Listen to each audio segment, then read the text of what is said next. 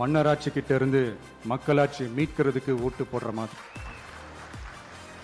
நான் வேற, நம்ம வேட்பாளர்கள் வேறெல்லாம் இல்லை. நான் எப்படி உங்கள் வீட்டில் உங்கள் குடும்பத்தில் ஒருத்தனோ அதே மாதிரி தான் நம்ம வேட்பாளர்களும் உங்கள் குடும்பத்தில் இருக்கிற ஒருத்தர். அதனால் நம்ம வேட்பாளர்களை எம்எல்ஏ ஆக்குறது உங்கள் ஒவ்வொருத்தர் வீட்லேயும் ஒரு எம்எல்ஏ இருக்கிற மாதிரி. இதை இதயத்தில் உங்கள் விஜய் இல்லந்தோறும் நம்ம எம்எல்ஏன்னு கூட சொல்லலாம்.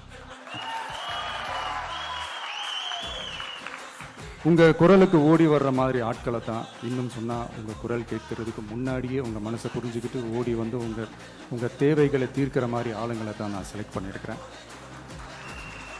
உங்களை நம்பி எல்லாத்தையும் விட்டுட்டு நான் எப்படி வந்தேனோ அப்படித்தான் உங்களை நம்பி நம்ம வேட்பாளர்களையும் ஒப்படைக்கிறேன். தமிழ்நாட்டில் இருக்கிற 234 தொகுதியிலையும் நம்ம வேட்பாளர்கள் தான் எம்எல்ஏ ஆனாங்கன்ற செய்தி மே 4ஆம் தேதி